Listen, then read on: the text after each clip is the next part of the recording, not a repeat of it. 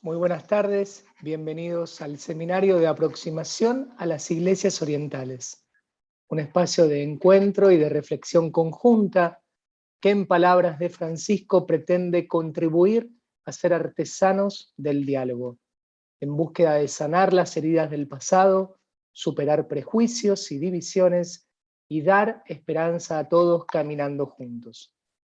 Este segundo ciclo del seminario, en continuidad con el ya realizado el año pasado, está organizado por este Instituto de Cultura Universitaria y la Cátedra Pontificia pertenecientes al Vicerrectorado de Integración de esta Universidad Católica Argentina, junto con la Facultad de Teología. A lo largo del ciclo serán presentadas diferentes iglesias orientales a través del testimonio de los máximos referentes de ellas en el país, queriéndonos insertar en el camino ecuménico del diálogo que ha visto, desde los años del Concilio Vaticano II hasta el día de hoy, significativos pasos en pos de la unidad. Debemos destacar principalmente la contribución de estas iglesias hacia el desarrollo del arte, de la cultura, de la música en las sociedades de Oriente y la positiva influencia en el mundo occidental. En la Carta Apostólica Orientale Lumen de San Juan Pablo II del año 1995 se afirma en forma significativa: los hombres y las mujeres de Oriente son para nosotros signos del Señor que vuelve. No podemos olvidarlos, no solo porque los amamos como hermanos y hermanas, redimidos por el mismo Señor, sino también porque la nostalgia santa de los siglos vividos en plena comunión de la fe y de la caridad nos sigue apremiando, nos grita nuestros pecados, nuestras incomprensiones recíprocas. Hemos privado al mundo de un testimonio común que tal vez hubiera podido evitar tantos dramas e incluso cambiar el sentido de nuestra historia. En este espíritu de fraternidad y de acercamiento al patrimonio de las iglesias cristianas de Oriente se inspiran estos encuentros, siguiendo los pasos llevados adelante por nuestro Papa Francisco, que habla con referencia al testimonio de ellas con el ecumenismo de la sangre, es decir, de los mártires. Ahora sí, saludo, le doy la bienvenida, le doy la palabra al licenciado Marco Galo, director de la Cátedra Pontificia, que presentará a Monseñor Javier Chamier, eparca maronita de San Charbel en Buenos Aires, quien nos acompañará en el día de hoy. Marco, por favor, es un gusto saludarte. Gracias, Ricardo. Buenas tardes a todos. Hoy para nosotros un honor, un gusto poder recibir en nuestro ciclo a Monseñor Juan Habib Chamier, porque además es un tiempo particular, oportuno para hablar de la Iglesia maronita, del Líbano, que como decía San Juan Pablo II es un mensaje, un Líbano que muy martoriado en estos últimos tiempos. Solo la semana pasada, después de un año, se pudo formar un gobierno. Y un Líbano también que a pesar de la situación difícil y dramática, recordamos el año pasado la explosión en el puerto con tantas víctimas y tantos daños a la ciudad de Beirut, también tiene, digamos, el coraje de hospedar más de 1,5 millones de refugiados, sobre todo que escapan, que huyen de la guerra en Siria. Entonces, repito, es un gusto hoy poder escuchar también da un testigo tan significativo como Monseñor Chamier algunos rasgos de la vida, de la historia de la Iglesia maronita. Monseñor Chamier è libanese, forma parte dell'Orden maronita, licenciado in teología dogmática en la Universidad Gregoriana de Roma, de la Universidad de los Jesuitas, obispo de la eparquía de San Charbel en Buenos Aires, de los maronitas en Argentina, y delegado como jerarca del lugar para los maronitas de Bolivia, Chile, Paraguay y Uruguay, presidente de la Comisión Episcopal de la Iglesia Orientales de la CEA, miembro también de la Comisión de Ecumenismo y Diálogo Interreligioso, siempre de la Conferencia Episcopal Argentina. Obviamente miembro de la colectividad siro-libanese aquí en el país. Su lema episcopal es Deus Caritas Est, alegría y paz. Bueno, damos con gusto la palabra a Monseñor Habib Chamier y a usted la palabra.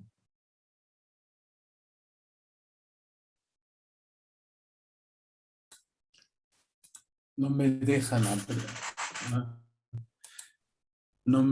abrir el video, no sé. Ok, ahora. Ecco, ora se ve. Ahora sí. Bueno, se ve la luz primero porque viene de oriente, ¿no? Y va a occidente. Bueno. Bueno, no sé si voy así empezar con ustedes a un poco ver. Primero de todo, muchas gracias por llamarme para dar esta charla sobre los maronitas. Y bueno, voy a empezar directamente. Primero de todo, los maronitas no son una secta, porque acá hay una secta menonita, no es lo mismo que maronita. Primero, Marón no era un hereje, no era nestoriano ni jacobita, era un santo ermitaño. La única iglesia que tiene el nombre de un santo, por ejemplo, es la iglesia maronita. Normalmente, por ejemplo, decimos la iglesia latina por el idioma o siríaca, pero acá tenemos, lleva el nombre de un santo. San Marón no pensó en fundar una iglesia, sino inspiró por su espiritualidad a discípulos que fundaron en su nombre a una iglesia y a una nación. San Marón, bueno, dice acá el Código Oriental, cuando define una iglesia sui iuris, para decir que es de, ahora lo vamos a explicar, dice ¿quién forma una iglesia? Bueno, los maronitas son una agrupación de fieles que tienen sobre todo era la fe de Calcedonia. Son cristianos y junto a la jerarquía propia, patriarca, obispos y clero, a la cual la autoridad suprema de la iglesia, es decir, el Papa, le reconoce como de derecho propio. Eso significa sui iuris. Bueno, no es una iglesia autocéfala para decir que no depende de una autoridad suprema. Es autónoma porque tiene su autonomía propia, puede elegir su patriarca y bueno, tiene también un sínodo de obispos que ellos eligen normalmente el patriarca y los obispos. Bueno, vamos acá, tenemos como iglesias, bueno, eso uno tiene que saber, vamos acá. Somos una iglesia católica. Cuando hablamos de iglesia católica, para decir universal, no es solo la latina, la iglesia católica. La latina es una parte de la iglesia universal. No sabemos a veces que hay 24 iglesias católicas, una la latina y 23 orientales. El Papa, como sumo pontífice, es la cabeza visible de la iglesia universal, para decir oriental y occidental. Y él también es el, vamos a ver, acá está tapándome un poquito, acá. Bueno, el Papa es también obispo de Roma, decimos, y patriarca de todos los latinos del mundo. Por eso el Papa es seguro la cabeza de toda la iglesia, pero él sigue, se podemos decir, la liturgia latina de todos los latinos del mundo. Por eso llaman patriarca, no patriarca como era antes solo de Occidente, sino es patriarca de todos los latinos del mundo. Bueno, las iglesias son católicas cuando están en plena comunión con el Papa y aceptan su primado jurídico, no solo honorifico, y sobre todo sobre las iglesias y sobre las personas. Acá voy a ver, acá más. No sé si me lo están viendo un poco el texto que yo tengo. Bueno, la iglesia maronita es la única iglesia medio oriental que no se dividió internamente en ramas católica y ortodoxa. Todos los maronitas son católicos y nunca la iglesia maronita se separó de Roma. Siempre fue fiel al Papa. Los maronitas dicen, nuestra fe es la de Pedro y la fe de Pedro es la nuestra. No es una iglesia uniata, es decir, separada de la iglesia madre ortodoxa y luego unida a Roma, como pasó con las otras iglesias católicas orientales. Bueno, en 1182, con los cruzados, confirmó su plena unión con Roma, porque pensaban que los maronitas, la extinción de los maronitas. Así que no. Bueno, acá vamos. Oriental, decimos una iglesia católica oriental.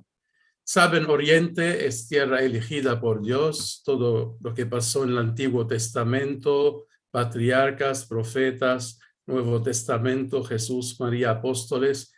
En Oriente hay 6 patriarcados orientales y se pasaron allá los 7 concilios ecuménicos. Tenemos las 3 religiones monoteístas y diferentes culturas. Por eso las iglesias orientales son las iglesias en general que se ubican en la parte oriental del Imperio Romano y sus dependencias, como los asirios, los armenios y los de India. Bueno, la iglesia latina se ubica en su parte occidental. Por eso la división entre iglesias orientales y occidentales dependía de dónde están, en la parte oriental o la parte occidental del Imperio Romano. Acá podemos ver cómo está dividida el imperio dividido. La parte de acá es la occidental y la parte de acá es la parte oriental. Bueno, San Marón era de Antioquía y la iglesia maronita es antioqueña. Y la iglesia maronita es una iglesia oriental de Antioquía que era en la época romana la capital de Oriente, como era Roma de Occidente y Alejandría de África. Con la división del Imperio Romano, Constantinopla pasó a ser la capital de Oriente después. Con la invasión árabe musulmana de Medio Oriente, se redujo el número de los cristianos y aumentó el número de los musulmanes. Y no es verdad que en Oriente todos son musulmanes. Hay una minoría cristiana. Los maronitos son de ellos. Y no se tiene que olvidar que en Medio Oriente no solo hay individuos cristianos, sino hay iglesias orientales fundadas por los apóstoles mismos y que hoy tienen la misión de salvaguardar el tesoro de la cristianidad universal. Ellos son son la guardaespaldas, para decir, del tesoro de la cristianidad universal, es decir, los lugares santos, donde Dios se reveló, se encarnó, vivió y murió y resucitó para la salvación de todos. Los cristianos orientales todavía sufren por su fe cristiana, por los extremistas musulmanes, y son considerados extraños, a veces espías, en su propia tierra por sus relaciones con Occidente. Si también la mayoría de los cristianos en Medio Oriente son ortodoxos, pero hay también católicos en Medio Oriente. Y si también la mayoría de los ortodoxos en el mundo son bizantinos, griegos o rusos, pero hay también ortodoxos orientales como nosotros, de Antioquía, de Alejandría, armenios, caldeos. Bueno, ahora somos de rito oriental. Bueno, la unidad y diversidad entre las 24 iglesias católicas la unidad viene por tener misma fe, mismos sacramentos y gobierno universal del Papa con los obispos. La diversidad entre las iglesias viene de los diferentes ritos. Los ritos son 6. Latino, bizantino, hay 15 iglesias, alejandrino, copto, etiópico, eritrea, antioqueno, maronita, siríacos y malankara, armenio y caldeo. Bueno, el Código Oriental define el rito así. El rito es el patrimonio, no solo litúrgico, sino litúrgico, teológico, espiritual y disciplinar. Y se distingue por la cultura y las circunstancias históricas de los pueblos. Se expresa en el modo de vivir la fe que es peculiar de cada iglesia suyures. Bueno, antes los latinos tenían este principio prestantior. Por siglos la Iglesia Católica consideraba que el rito latino es de primera clase respecto a los otros ritos y contiene la plenitud de la catolicidad, y por eso tiene que imponerse a los demás. Las iglesias orientales, para convertirse al catolicismo, tenían que renunciar a sus propios ritos litúrgicos y disciplina canónica para seguir a los de la Iglesia latina. Pero después, con el Papa Benedicto,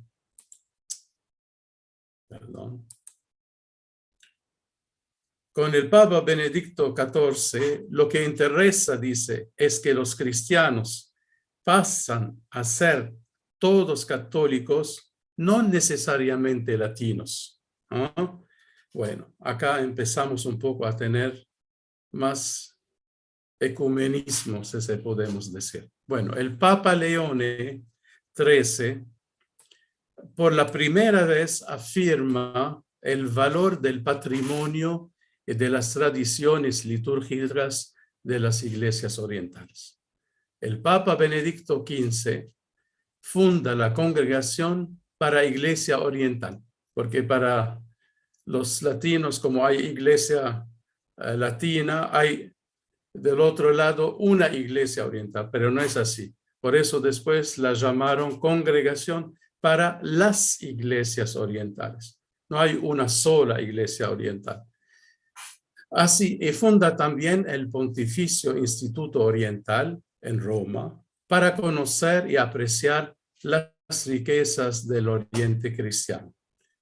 En el Vaticano II, el Decreto Orientalium Ecclesiarum dice: las iglesias orientales son muy valoradas por la Iglesia Católica. Su antigüedad brilla en ellas las tradiciones de los apóstoles y padres. Su tradición apostólica es parte de lo divinamente revelado y son testigos vivientes de la tradición.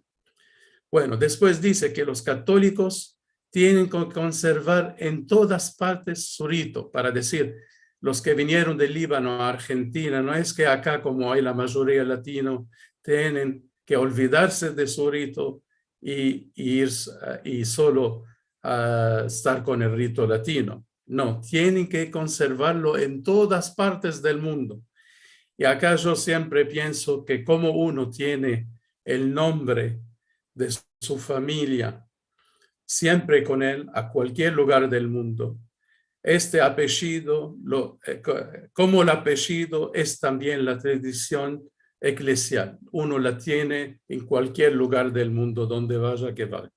Bueno, el concilio también dice, solemnemente declara, es una declaración solemne, dice que tanto las iglesias de Oriente como las de Occidente gozan del derecho y del deber de regirse según sus respectivas disciplinas peculiares, y dice después, pueden y deben conservar siempre sus legítimos ritos litúrgicos y sus disciplinas. Por eso acá nuestra misión es decir, bueno, a veces me dicen, todos somos católicos, ¿por qué vienen a separarnos? Le digo yo, no queremos separar, todos tenemos la misma fe católica, pero cada uno tiene su tradición que tiene que conservar. Por eso acá vemos las enseñanzas de la iglesia sobre el tema. Oh, Dios mío. Bueno, dicen también que los latinos que tienen frecuente trato con las iglesias orientales tienen que ser preparados en conocimiento y la práctica de los ritos. Bueno, San Juan Pablo II dice que la iglesia congregada por el único espíritu respire como con los dos pulmones de Oriente y Occidente y arda en la caridad de Cristo con un corazón que tiene dos ventrículos. Bueno, eso es lo de el código oriental. Bueno, acá vemos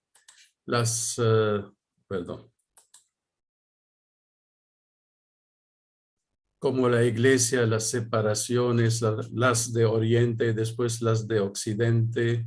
Pero bueno, nos vamos más adelante. Acá, patriarcado de Antioquía. Nosotros, los maronitas, somos del patriarcado de Antioquía. Antioquía estaba en Siria, hoy día está en Turquía. San Marón era de Antioquía y ahí pasó su vida eremítica. La iglesia de Antioquía es llamada patriarcado porque presidía a muchas diócesis. Antioquía es el lugar donde los seguidores de Jesús fueron llamados cristianos por primera vez y donde la iglesia naciente empezó su misión hacia los paganos. El apóstol San Pedro fundó la iglesia de Antioquía y fue su primer obispo antes de ir a fundar la iglesia de Roma. Y acá la imagen que tenemos es de la iglesia en Antioquía, la de San Pedro. Bueno, él lleva al patriarca maronita, es el sucesor del apóstol San Pedro en la sede de Antioquía. Él es el actual número 77 en la sucesión, para decir. Lleva como título oficial patriarca de Antioquía y de todo el Oriente. El patriarca maronita, vamos a otro.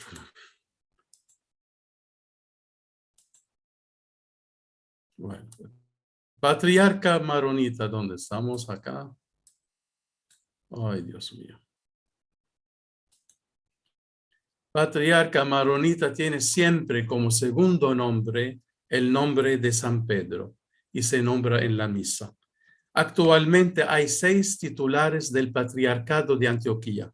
Acá tenemos 5, que son los maronitas, bueno, y después siríaco católico, siríaco ortodoxo, y acá griego católico y griego ortodoxo, y falta del latino, el patriarca de los latinos en el patriarcado de Antioquía.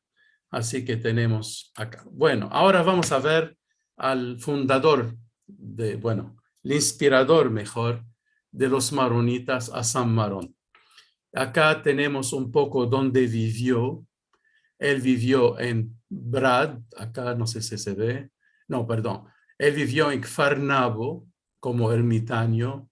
Lo sepultaron en Brad, que están cerca de Alepo y no lejos de Ciro. Bueno, vamos adelante. Ustedes cuando el tiempo ya termina, decime solo para... Bueno, ¿quién era San Marón? Era un sacerdote ermitaño.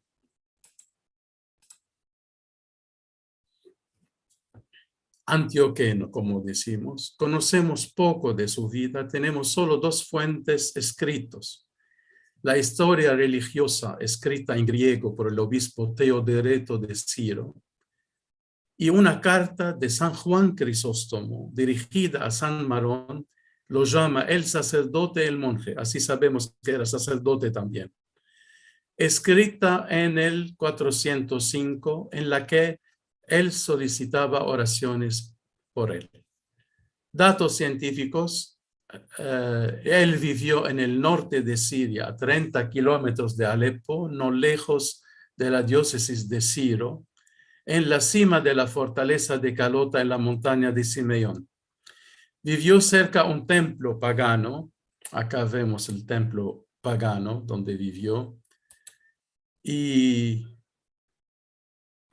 así evangelizaba allá la gente que venía a visitar a este templo pagano. Después de su muerte, su fama de santidad se encendió una disputa entre los habitantes de Kfar Nabo y Brad por la posesión de su cuerpo, ya considerado como santo él. Bueno, fue al final sepultado en una capilla anexada a la gran basílica de Brad dedicada a los mártires, para decir que él fue considerado un santo. Normalmente eran solo los mártires primeros, los santos después, no, también otros confesores. Bueno, ¿cuál es la espiritualidad de San Marón?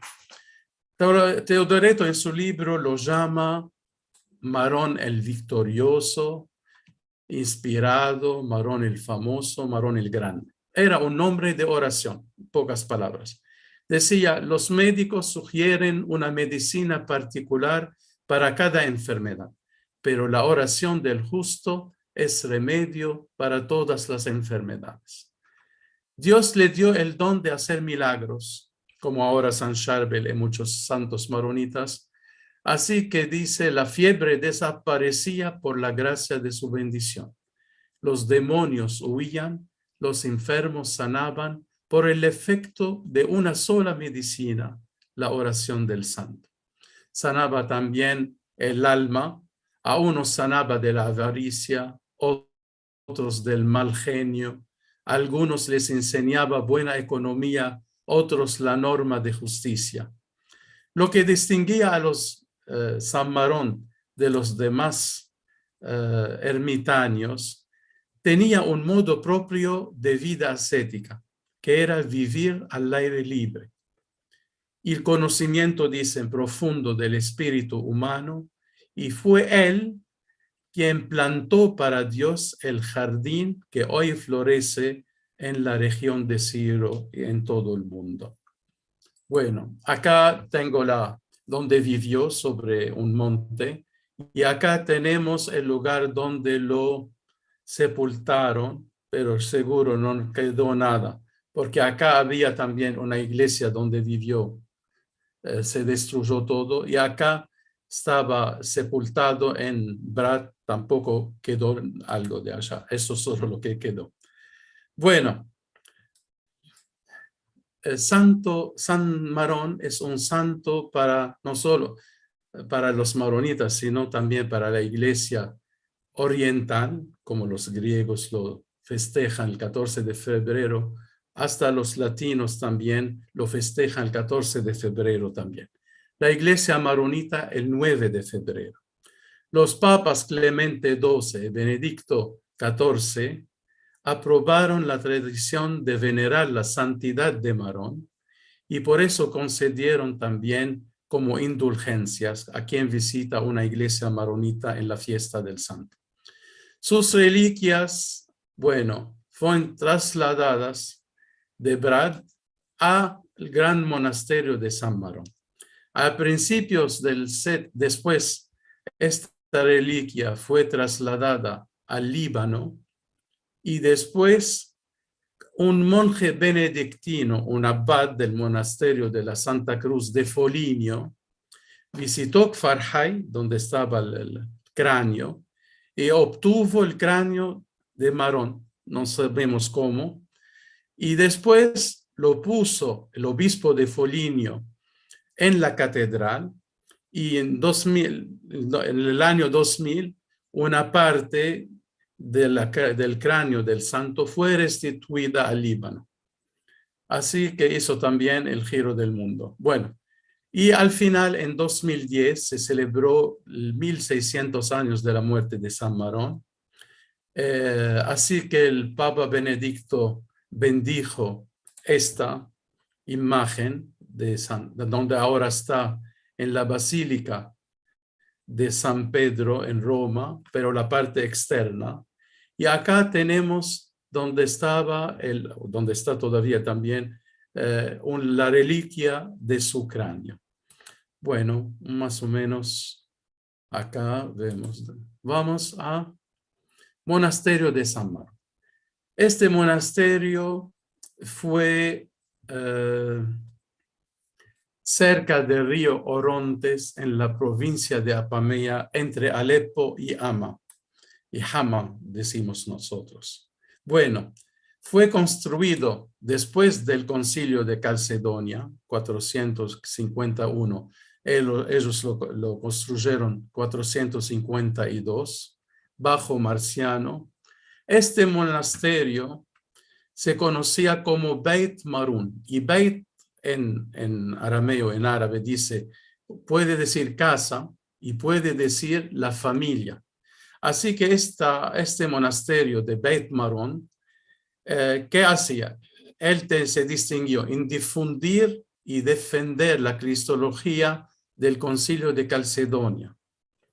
Después, en la lucha contra los monofisitas, coptos, siríacos, jacobitas y armenios, y estaba a la cabeza de una especie de federación de monasterios, casi 200 monasterios.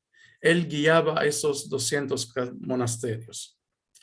Su superior era como si era un exarca, lo llaman apocrisario, como él es el superior casi de los demás monasterios. Bueno, acá tenemos, él siempre firmaba al inicio de la carta para decir que era el más importante entre todos, y acá también un sínodo donde él también firma antes de todos. Bueno, nacimiento de la nación maronita, porque San Marón no solo iglesia maronita, sino también una nación maronita. El patriarcado de Antioquía era biétnico y bicultural, para decir, era griego y siríaco. Los monjes de San Marón pertenecían a la población y cultura siríaca, predominante en las zonas rurales, mientras la población de cultura griega predominaba en las principales ciudades. Tras el Concilio de Calcedonia, la población griega fue en su mayoría calcedoniana, los melquitas, y la población siríaca fue dividida en una mayoría anticalcedonia, los jacobitas, y una minoría calcedoniana, los maronitas después. Esta minoría siríaca se asentó en las llanuras de Siria y en las montañas del Líbano, que fue cristianizado por los discípulos de San Marón y San Simeón el Estelita. Fue educada, esta minoría fue educada y guiada por los monjes de Beit Marún. Recibió con el paso del tiempo la nación maronita. es decir, una comunidad con identidad religiosa, que es la fe de Calcedonia, y una cultura siríaca propia. Bueno, acá tenemos un poco el Líbano y Siria, que está a todo lado, Israel abajo. Y acá tenemos un poco las religiones en el Líbano. Acá tenemos Nuestra Señora del Líbano. Bueno, porque después fueron al Líbano. Nacimiento del patriarcado maronita.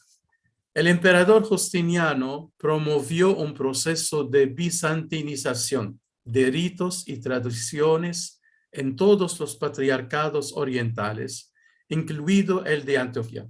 Quería bizantinizar a todos, como después latinizaron también a todos. Así que provocando así la división entre los calcedonianos de Antioquía, que eran maronitas y melquitas, los dos con la fe calcedonia, y los, hicieron una división entre la familia antioqueña. Tenemos los griegos melquitas, apoyados por el emperador bizantino, adoptaron la bizantinización porque hablaban griego, mientras los siríacos, dirigidos por los monjes de Beit Marún, no la adoptaron. Y por eso comenzaron a retirarse gradualmente hacia las zonas montañosas del Líbano para proteger su fe cristiana frente a los árabes, su identidad siríaca frente a los grego-melquitas y su autonomía frente a los monofisitas sirios. Por eso, eligieron al final a un patriarca, que era para ellos un guía eclesial y civil, un patriarca propio sobre la sede de Antioquía, que por 40 años quedó vacante desde el año 609, sin un patriarca titular residente. Bueno, San Juan, uno de los obispos más autorizados del monasterio de San Marón, según eligieron a este San Marón como primer patriarca de ellos. Por eso dicen acá, según la tradición maronita, porque hay otros que dicen que no, pero acá, según la tradición maronita, y la iglesia maronita nace el 685-686 con su primer patriarca San Juan Marón. Ahora, los grego-melquitas no reconocieron en el nuevo patriarca Ciro maronita, y después de haber obtenido del califa árabe el permiso, nombraron a su propio patriarca. Intentaron restaurar por la fuerza la unidad del patriarcado de Antioquía. Por ese propósito, su patriarca Teofilato Ben Cámbara lanzó una campaña militar contra el monasterio de San Marón, que debido a los repetidos, dice, asaltos de los árabes beduinos y la tiranía del sultán, se derrumbó totalmente. ¿Qué pasó? La sede del patriarcado maronita fue trasladada definitivamente al Líbano en el 939 por el patriarca Juan Marón II. Acá tenemos el patriarca San Juan Marón, primer patriarca maronita, y acá la sede en el Líbano, Farjay, donde él puso allá el cráneo de San Marón y donde él fundó este convento. Bueno, ahora vamos a ver, decimos que los maronitas eran con el concilio de Calcedonia. Por eso vamos a ver. Los maronitas confesaron la fe católica de Calcedonia, diofisismo. Su monasterio la difundió y sus monjes la defendieron con su vida contra los jacobitas, alejandrinos y todos. Bueno, monofisismo, dicen, la naturaleza humana de Jesús se diluye en la naturaleza divina como una taza de vinagre en el océano. Bueno, niegan la plena humanidad de Jesús, es decir, su inteligencia y voluntad, como vemos acá, para defender su divinidad de la posibilidad del error a nivel del conocimiento y voluntad humana, para decir. Bueno, acá los miafisitas dicen, la única persona divina de Jesús tiene una única naturaleza fusionada por la divina y humana. Bueno, la de Calcedonia, que enseñó el diofisismo, la unión hipostática, para decir, es la persona de Jesús que une a las dos naturalezas de Jesús, la humana y la divina. Y dice acá, la única persona divina de Jesús une dos naturalezas distintas, cada una conserva sus propiedades, la divina, las propiedades divinas y la humana también, la de la humana. Bueno, acá dicen sin confusión, para decir, sin conversión de las dos naturalezas en una tercera, funcionada o superpuesta, sin cambio, para decir sin transformación de una naturaleza en la otra, sin división, porque entre dos personas, como los nestorianos, sin separación, porque la que une a los dos es la única persona de Jesús. Bueno, ahora el emperador bizantino Heraclio, para reunir a los monofisitas y diofisitas separados después del concilio de Calcedonia, salió con el monotelismo. Bueno, acá vemos en el esquema, acá tenemos monotelismo. El emperador Heraclio quiso unir a los monofisistas y los diofisitas, por eso salió con él el monotelismo. Bueno, de que los maronitas fueron acusados injustamente por sus enemigos, melquitas sobre todo, de monotelismo. Hoy día hay pruebas que los maronitas no eran monotelitas o su monotelismo era moral más que físico. Bueno, acá no sé, voy un poco a decir cuál es el tema del monotelismo, porque eso es lo que diferenció después entre los maronitas y los melquitas que estaban con Calcedonia. Dicen, bueno, acá yo un poco busqué de hacer eso. La voluntad, preguntas, ¿procede de la persona o de la naturaleza de Jesús? Acá decimos, la voluntad humana procede de la naturaleza humana y la voluntad divina de la naturaleza divina. Esa es la enseñanza de la Iglesia. La voluntad humana y la voluntad divina pueden chocar si Jesús era verdaderamente hombre y verdaderamente Dios. Él puede, como hombre, su voluntad sea contra la voluntad divina, o acá Jesús puede pecar. Bueno, las respuestas que tuvo este tema, el monotelismo. Bueno, el monotelismo, Jesús no puede pecar. Hay solo una voluntad divina en Cristo para ellos, si no pueden chocar. Por eso no aceptaron que las dos naturalezas sean dos, sino una, para que no, así no pueden chocarse entre ellos. La voluntad divina procede de la persona divina de Jesús. Bueno, esto uno tiene que verlo despacito. Diotelismo. Bueno, acá la iglesia que enseña en Constantinopla 13 enseña, bueno, lo diotelismo, para decir que Jesús tenía dos voluntades y dos operaciones, para decir, no solo el querer algo, sino el hacerlo, operarlo. Bueno, dice acá, la voluntad procede de la persona, bueno, acá abajo estamos. La voluntad procede de la naturaleza, así dice la iglesia. Jesús tiene dos naturalezas, implica que Jesús tiene dos voluntades distintas, humana y divina. Acá decimos, en Cristo deben reconocerse dos voluntades naturales, para decir que están en relación con las naturalezas que tiene. Y dos naturales modos de actuar. Esto, energetismo. Bueno, tienen que ser indivisios, incambiables, inseparables, no mezclables. Bueno, en Cristo no es posible oposición alguna, sino conformidad entre su voluntad humana y su voluntad divina. Bueno, pero lo que une a los dos es el sujeto, que es la persona divina.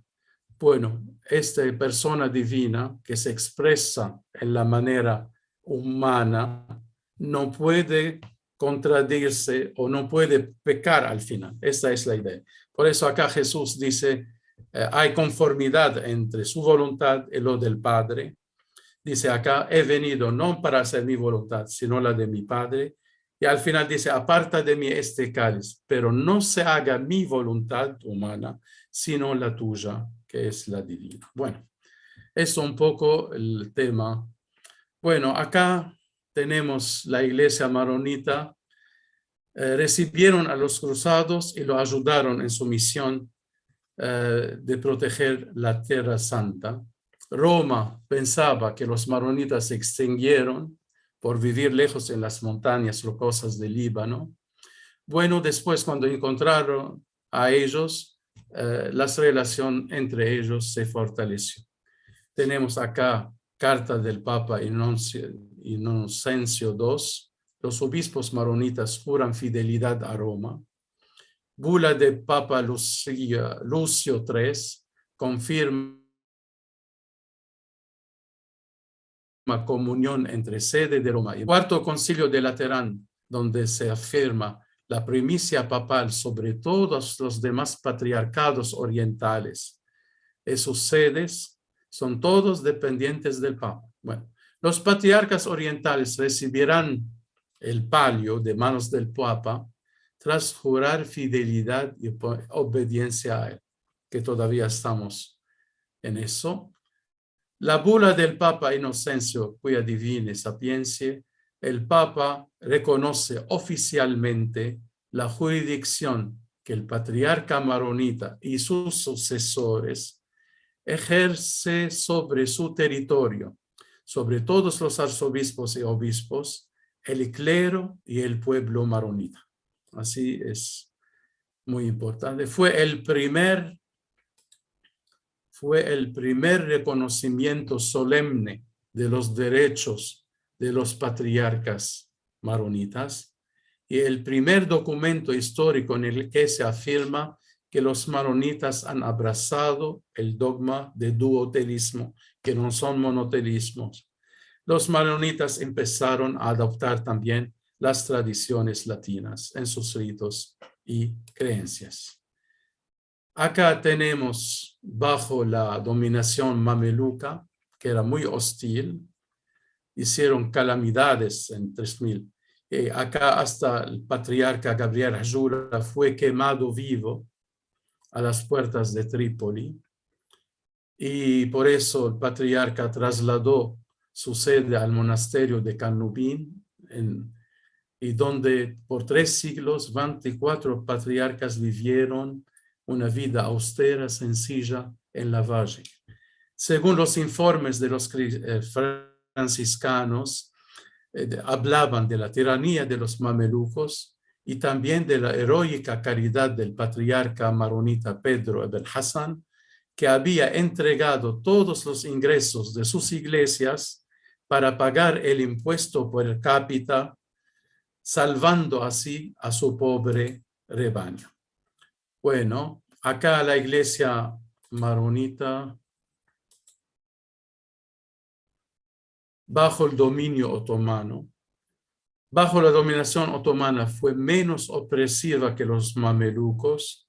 Los maronitas pudieron tener la protección dentro del imperio y se reconoció oficialmente la iglesia maronita entre las otras confesiones religiosas.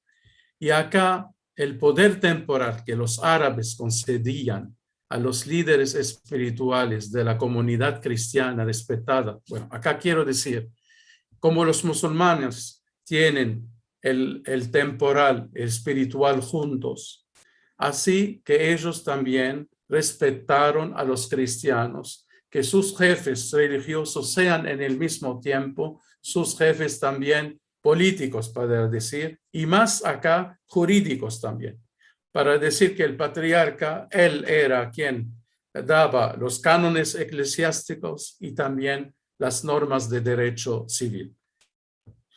Bueno, vamos rápido. Patrimonio cultural de los maronitas. Acá quiero hablar sobre todo del colegio maronita en Roma, que era muy importante. El objetivo era formar un clero maronita altamente preparado para guiar no solo a la iglesia maronita, sino también a las demás iglesias de la región. Así que usaron los maronitas para llegar a todas las otras iglesias orientales. Los graduados del colegio editaron Biblia poliglota. Bueno, revisaron textos siríacos y árabes. Fundaron imprentas en árabe y en árabe siríaco, esto en Europa. Tipografía medicea, ay Dios, ¿dónde está? Acá está.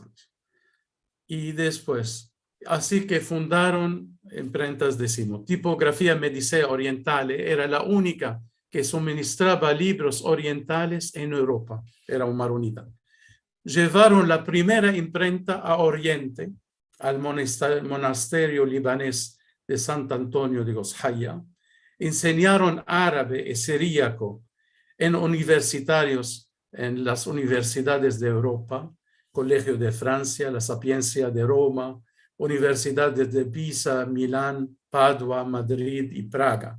Escribieron varias gramáticas de árabe y siríaco y tradujeron al latín las principales obras orientales.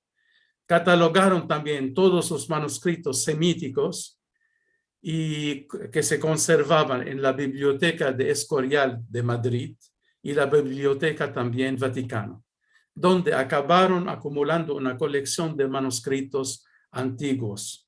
Así que decimos que los maronitas eran como un puente entre Occidente y Oriente. Así que llevaron la cultura oriental a Occidente, a Oriente.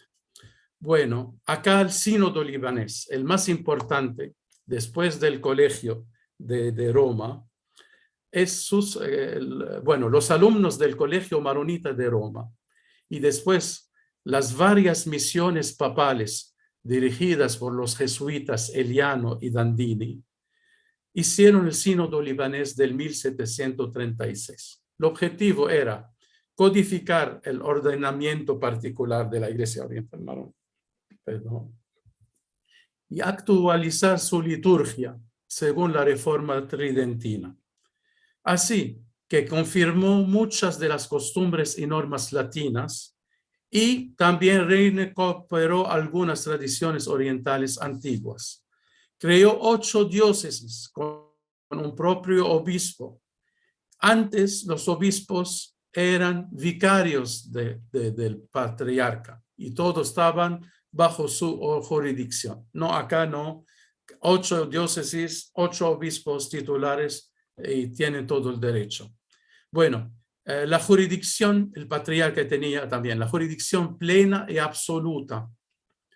Por eso el patriarca se llama patriarca de Antioquía y después le pusieron de Oriente también, para decir Palestina, Chipre, Egipto están bajo la jurisdicción del patriarca.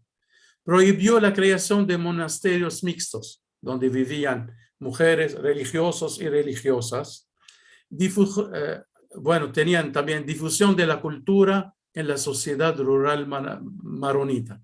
Crearon escuelas, liceos, seminarios, pero el más importante que impartían la enseñanza elemental de forma gratuita a todos los niños y niñas, pobres y ricos, maronitas, y era obligatorio. Esto antes de la Revolución Francesa. Como tenían que los niños, niñas y niños, tienen que aprender la enseñanza, la cultura, y de forma gratuita. Los pobres también y los ricos. Era algo muy importante. Bueno, Renacimiento tenemos renacimiento intelectual entre el propio clero y los laicos, porque estudiaron todos los maronitas. Estudiaban bajo un árbol antes, no tenían lugares. Así, renacimiento también de la cultura árabe era también por los maronitas, y también en Alepo, sobre todo el colegio maronita de Alepo. Así que en el Líbano, el seminario Ain War'a ofrecía una enseñanza para universitaria caracterizada, enseñan 5 idiomas. Y tras el cierre del colegio maronito de Roma, este pasó a ser el principal seminario maronita e institución cultural más prestigiosa del Líbano. Lo llamaban la Sorbona del Líbano.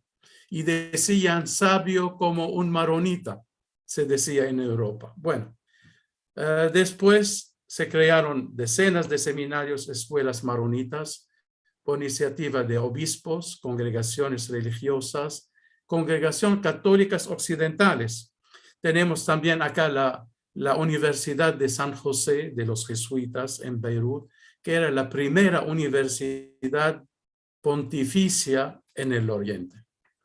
Bueno, acá hay 2 destacados para decir que eran alumnos del colegio maronita. El patriarca Duayhe se llama el padre de la historia maronita, era un gran liturgista. Como patriarca viajó por todo el Líbano para examinar y corregir los libros litúrgicos, buscando devolver a las costumbres antiguas. Y bajo su mandato nacieron los órdenes maronitas, que eran la espiritualidad oriental, pero la organización era más occidental, que tienen un padre superior y tienen también asistentes para 3 años y así. Duayhe fue también un modelo de santidad, hizo milagros en su vida y después, y ahora es venerable. José Simón As-Semhani también era un arzobispo. Él fue el custodio de la Biblioteca Vaticana, el primero en ocupar este. Y también él publicó la obra Biblioteca Orientalis Clementino Vaticana. Y después él dio a conocer en Europa la literatura siríaca, la historia de las iglesias siríacas, libanesas, caldeas, egipcias. Escribió muchas obras canónicas y litúrgicas importantes. Y él también, en su tiempo, también como aprobó el Papa los 2 principales órdenes monásticas en el Líbano. Y también él trabajó en el sínodo libanés que hablamos. Bueno, este es Esteban Duayhe, que es el patriarca, y este es José Simón As-Semhani. Esto nada acá. Bajo la dominación otomana acá, la segunda parte. Acá te voy a hablar solo de los masacres del 1860. Los drusos, apoyados por los otomanos, mataron a 7,000 y algo de personas, destruyeron 360 aldeas, 560 iglesias, 28 escuelas y 42 monasterios. Por eso hicieron el gobierno de Mutasarrifiyye.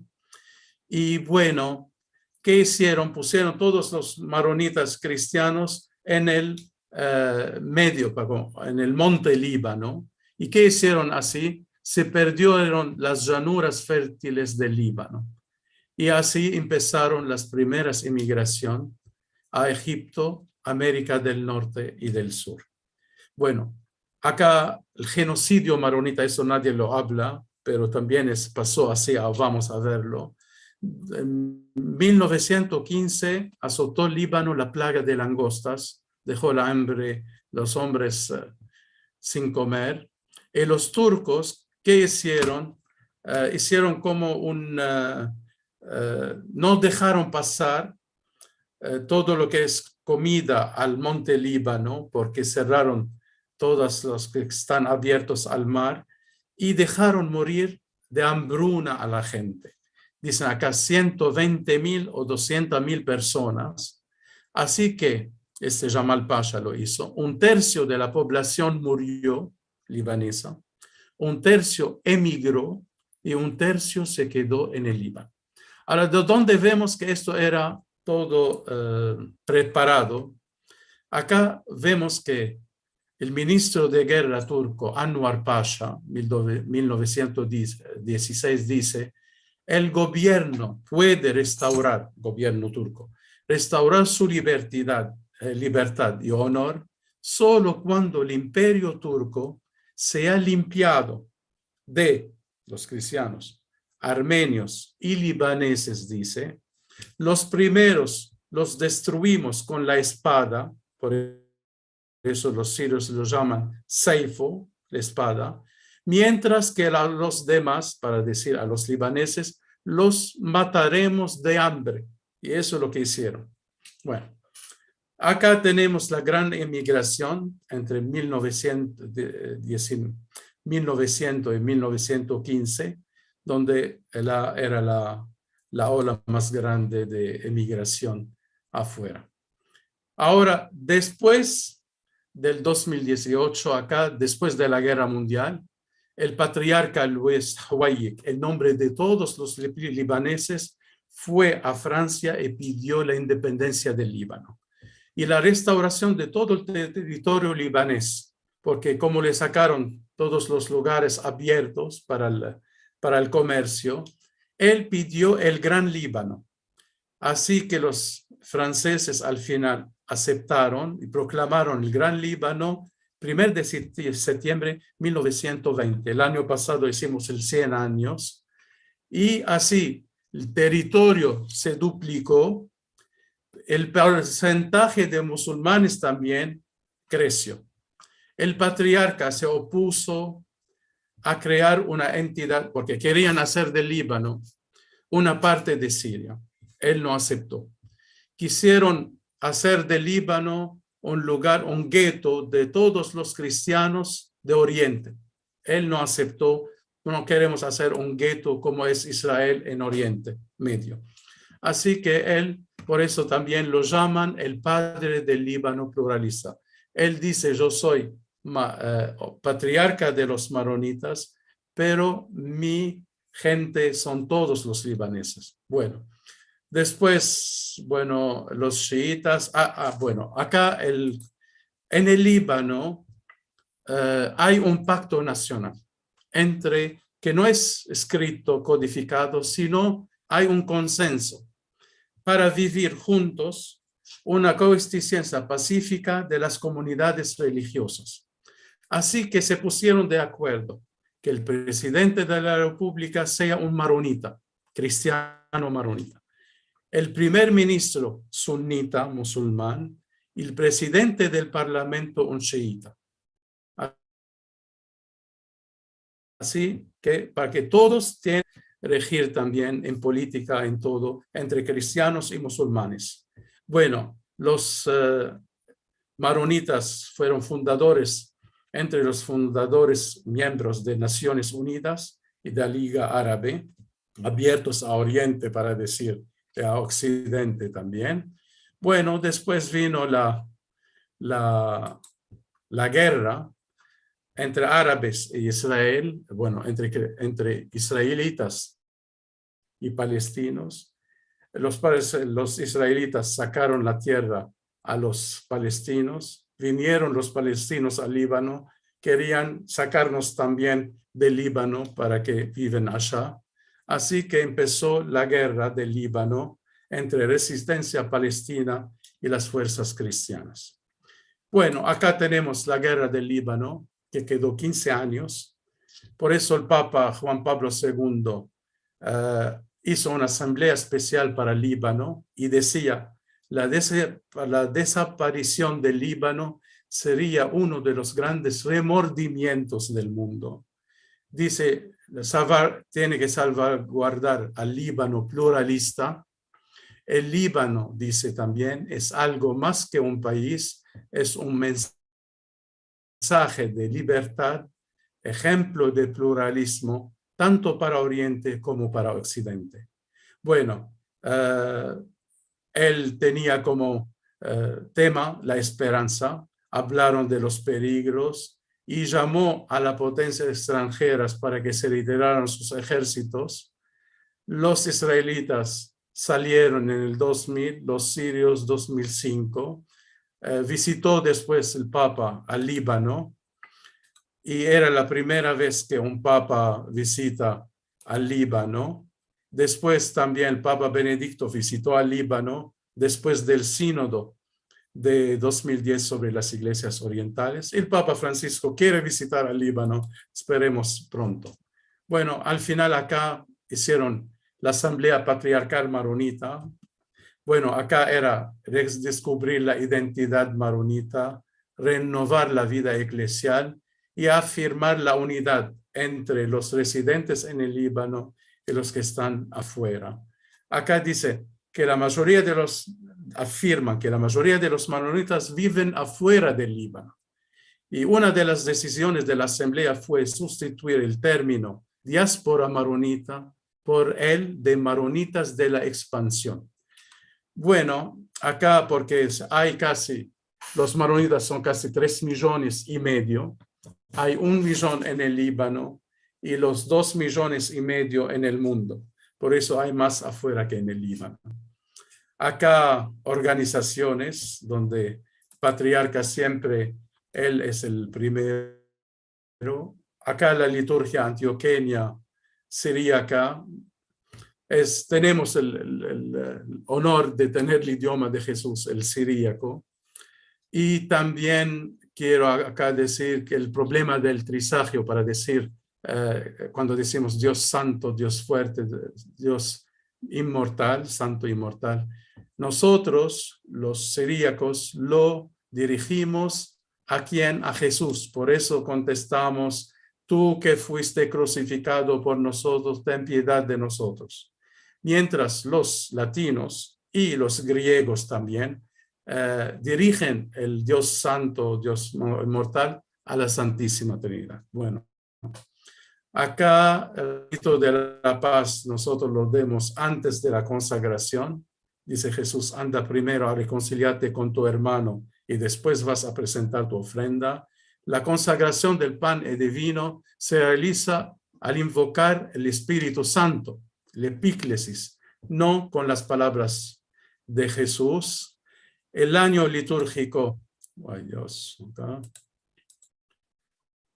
Acá, quiero decir, tenemos la Biblia de la Peshitta, el Evangelario siríaco de Rabula. Tenemos, acá quiero hablar de sacramentos. Si un maronita recibe sacramentos en una iglesia latina, no por eso pasa a ser latino. Eso tiene que él sigue perteneciendo al rito de sus padres. Eso es muy importante. Solo el sacerdote asiste válidamente al matrimonio. El casamiento de una pareja maronita es inválido si no se obtiene la facultad necesaria en caso que hay en el país un obispo o un sacerdote maronita. Eso también es grave si lo tenemos que aplicar. Al final tenemos, según el rito maronita, hombres casados pueden ser ordenados sacerdotes, obispos no. Ahora es también posible en territorio latino ordenar hombres casados y permitirles, acá más, atender pastoralmente a sus fieles sin ser obligados a la ley del celibato propia del clero latino. Eso también es algo muy nuevo y muy importante. Acá tenemos todos los órdenes monásticas del Líbano. Hay muchos, gracias a Dios, todavía vocaciones sacerdotales y religiosas. Tenemos casi 7 órdenes masculinos, 8 femeninos, o 10 mejor, 8 y 2. Y después seminarios en el Líbano, 3, Estados Unidos, 1, Roma hay 1. Universidades, solo los maronitas tienen 5 en el Líbano, que el Líbano es 3,5 millones. Bueno, hospitales maronitas son 6 también. Acá los santos maronitas, quiero acá decir, la espiritualidad maronita se basa sobre raíces monásticas, porque su fundador era monje. La fidelidad casi literal a las escrituras, la dedicación a la oración, como San Marón, la centralidad de la liturgia en la vida cotidiana, la devoción mariana, la fuerte tendencia al ascetismo, tenemos ayunos y muchos así, un vínculo entrañable a la tierra de origen, Líbano. También es interesante que los obispos maronitas, incluso aunque no sean monjes, siempre llevan la capucha monástica angélica. Y bueno, decimos que acá los principales santos maronitas son San Marón, San Juan Marón, el primer patriarca. Tenemos de 350 mártires que murieron al tiempo de las persecuciones en Siria. Tenemos los 3 hermanos Masapki, que fueron martirizados en un monasterio de franciscanos de Damasco, eran hermanos, y los 3 son beatificados. Y San Namtal Jardine era el maestro de teología de San Charbel, muy conocido. San Charbel Makhlouf, el más conocido también, muy milagroso. Y también nuestra diócesis, bueno, eparquía, es dedicada a San Charbel. San Charbel en Buenos Aires de los maronitas. Bueno, acá tenemos todavía causas en preparación. Quiero acá solo destacar que tenemos José Jorge Bunader, un laico, padre de familia, tiene 9 hijos, ¿eh? Que ahora es siervo de Dios. Él vivió 7 años en el Líbano antes de venir a Mendoza y vivir acá en Argentina. Tenemos también otra, también la están estudiando para decir. Culto a la Virgen María, el lindo, que cristianos y musulmanes en Oriente honran a María. La llaman Nuestra Señora Sitna Maryam, dicen. Bueno, acá tenemos la Virgen del Líbano, es Nuestra Señora del Líbano, es reconocida patrona de todos los libaneses, no solo cristianos, sino también musulmanes, no solo los residentes, también los emigrantes, y se celebra el primer domingo de mayo, como acá más o menos. Nosotros, en las letanías lauretanas, agregamos "Oh cedro del Líbano", ¿no? Ora pro nobis.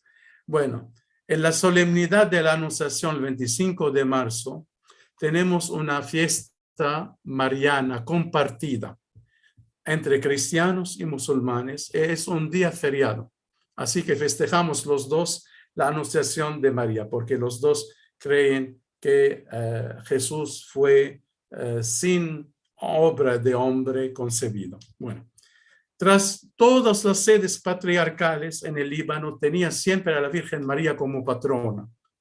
El miércoles es el día litúrgico de la Virgen, pero hay muchos maronitas el sábado siguiendo la tradición latina. Tenemos 3 fiestas antioqueñas, marianas, agrícolas, que se celebran todas en la mitad del mes, el 15.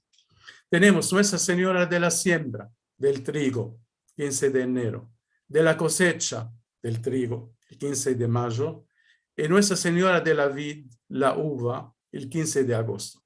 Según la tradición, San Juan Apóstol pidió celebrarlas en honor a la Virgen María, para que por su gracia a la Virgen jamás se prive la tierra de dar el trigo y la uva para el pan de la Eucaristía. Bueno, acá tenemos las 2 imágenes maronitas. Acá, bueno, la Virgen. Acá la incoronación de la Virgen es el lugar, una sede patriarcal en Canubín. Bueno, acá la jerarquía maronitas está en África, en América Latina, Argentina, Brasil, Canadá, Colombia. Estados Unidos tenemos 2 obispados. En Asia tenemos Jordania, Israel, Líbano, Palestina, Siria. En Europa tenemos Chipre, Francia. Perdón, llegamos al final casi. Y bueno, ¿qué más acá? Europa, Oceanía, Australia también tenemos un obispo también allá. Y bueno, acá algunas estadísticas. Tenemos 46 obispos, un exarca, diócesis 26, parroquias 1000 y algo, sacerdotes diocesanos 960. Todo un país de 3,5 millones. Bueno, acá, bueno, no voy a entrar. Vamos acá. Bueno, nuestra colectividad maronita en Argentina, y termino. En la actualidad hay más maronitas afuera del Líbano que en el Líbano, como decimos. La iglesia maronita es la iglesia oriental más numerosa, católica para decir, oriental católica. Bueno, decimos en el mundo somos 3,5 millones, en el Líbano casi 1 millón, en Argentina dicen entre 75,000 a 80,000 maronitas. O gracias a la embajada libanesa, el obispado maronita, sociedades, grupos y otras entidades de la colectividad, que muchos todavía conservan su tradición maronita y libanesa. Bueno, la iglesia maronita en Argentina se creó la eparquía, el obispado maronita, en 1990 con el Papa San Juan Pablo II. Primer monseñor era el obispo, Monseñor Charbel Meray, que asumió también en 1990. Tenemos 4 parroquias, una, la Catedral San Marón, Buenos Aires, ciudad, provincia, tenemos Nuestra Señora del Líbano, Mendoza, en Godoy Cruz, tenemos San Juan Marón, en Tucumán, Nuestro Señor del Milagro y San Marón, que era la fiesta el 15 de septiembre. Tenemos 10 sacerdotes, 8 de origen libaneses y 2 de origen libanés que sirven a los latinos. Uno en Tucumán, el otro en Santuario de Lourdes. Bueno, tenemos 2 colegios acá, los de San Marón en la capital, Nuestra Señora del Líbano en la provincia. Bueno, nuestra misión en Argentina es servir a los maronitas y a la colectividad libanesa, ayudar a conservar la identidad religiosa y cultural de nuestros fieles. Bueno, acá tenemos la casa, la residencia del obispado, acá la catedral de San Marón, que está en la capital, calle Paraguay. Bueno, acá está el patriarca Huayik, que la del Gran Líbano, y acá, para decir genocidio, la hambruna que vivieron. Acá tenemos santos maronitas, San Charbel, San Tarafka, San Amtallah, San Esteban Nahme, los 3 más que se murieron hermanos en Damasco, y este es el Líbano argentino, Jorge Bunader, que era un padre de familia de 9 hijos. Yo le agradezco todo, discúlpense, tomé mucho tiempo, pero espero lo que pude pasar como informaciones así sea bueno. Gracias. Gracias, Monseñor Chamier, por su exhauriente, exhaustiva exposición, verdaderamente una riqueza grande, la historia, el patrimonio de la iglesia libanesa, de los maronitas. Yo quisiera dar ahí algunos minutos, muy pocos, pero para algunas preguntas que nos llegaron. No sé si Ricardo quiere comenzar con la primera. Sí, comienzo con la primera. Bueno, muchísimas gracias, Monseñor Chamier.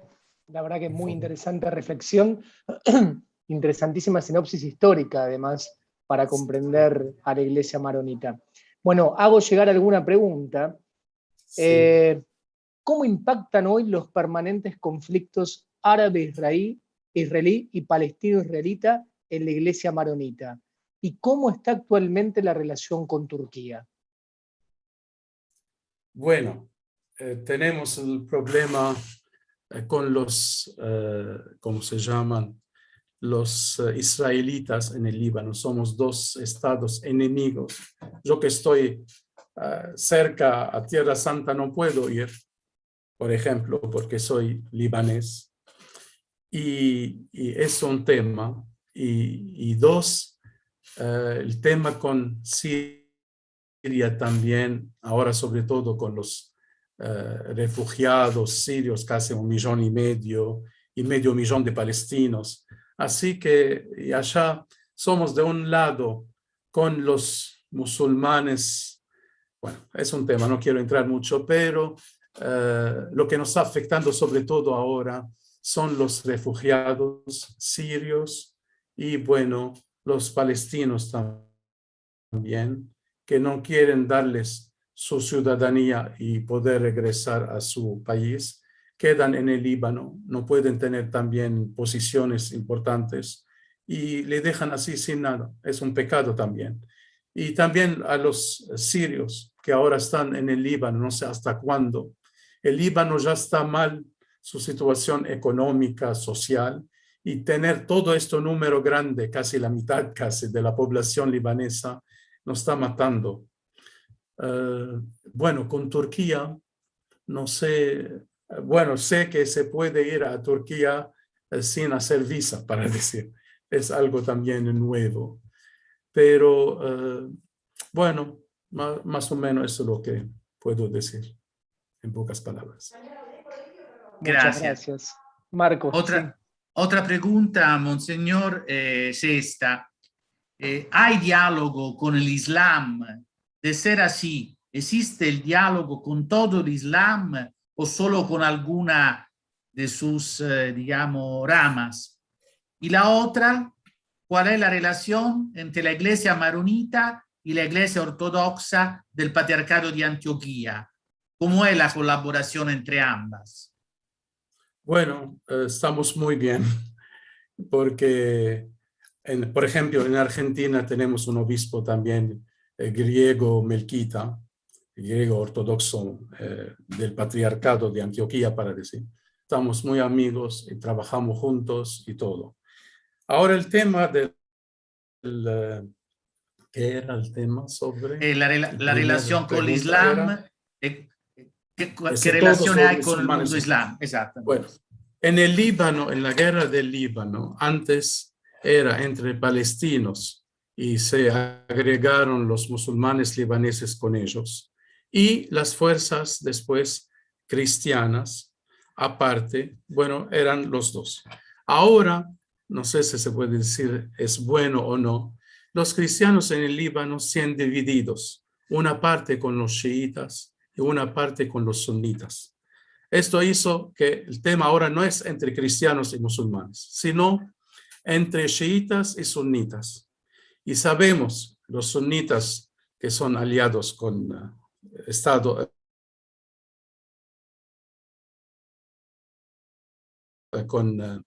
y por eso ahora la guerra entre los dos, más o menos, nosotros tenemos de los dos lados cristianos. Y bueno, lo que pide ahora el patriarca nuestro, que por favor no tenemos que cada uno, para decir, dejar el Líbano apartado de los conflictos de la zona. Porque yo como maronita soy con Roma, los Hezbollah y los chiitas están con Irán, y los musulmanes sunitas están con Arabia Saudita. Y bueno, esto, nosotros como país no podemos estar en estado de guerra y no podemos que cada guerra pase en la zona entre partes. Esto nos va a influir sobre nosotros. Y decía nuestro patriarca que él vivió, en la época él vivió, cuando era joven, el Líbano era un paraíso, era Suiza del Medio Oriente, para decir. Pero ahora, por temas de alianzas con afuera, tenemos el problema. Y se decía el patriarca Huwayi, decía, bueno, también en la constitución libanesa, no tenemos que estar ni por occidente ni por oriente, dos negaciones, pero tenemos que tener un mismo país, un mismo pueblo, un mismo territorio. Pero como tenemos 18 confesiones religiosas en nuestra constitución libanesa, tenemos 6 católicos, 5 ortodoxos, tenemos 5 musulmanes y una comunidad judía. Por eso cada uno se hacen dos entre ellos una guerra, nos va a influir a nosotros, para decir. Por eso tenemos que apartarnos, tener esta política de apartarnos de todos los conflictos para poder vivir en paz y prosperidad, para decir. Muchas gracias, Monseñor Chamier. Estamos ya sobre la hora, así que vamos a ir cerrando. Hay otras preguntas que quedaron un poco al margen, pero Sí. bueno, le agradezco muchísimo también a Marco, a todos los espectadores que nos fueron siguiendo por esta transmisión de YouTube desde los distintos puntos del país y de Latinoamérica. Y quisiera invitarlos a todos a continuar asistiendo a este seminario de aproximación a las iglesias orientales, donde seguiremos conociendo la riqueza cultural y específicamente religiosa de cada una de las iglesias en particular. Para el próximo 25 de octubre tendremos oportunidad de conocer a la Iglesia Ortodoxa Rusa del Patriarcado de Moscú a través de Monseñor Leónidas Sodatov, eparca de la Iglesia Ortodoxa Rusa para la Argentina y Sudamérica. El 15 de noviembre será el momento de la Iglesia Ucraniana, cuya presentación será realizada por Monseñor Daniel Koselinsky Neto, eparca de su iglesia en la Argentina. Y finalmente el 13 de diciembre, sobre todo para algunas preguntas que han quedado un poco en el tintero del tema geopolítico, tenemos ocasión de escuchar al doctor Paulo Bota, que es docente e investigador de esta universidad, que nos hablará justamente de la relación entre las distintas iglesias orientales y la geopolítica, la relación con los distintos conflictos y regiones en donde se encuentran. Así que les agradezco a todos la participación y a usted muy especialmente, Monseñor Chamier. Que siga muy bien. Adiós. Gracias, muy amables. Saludos.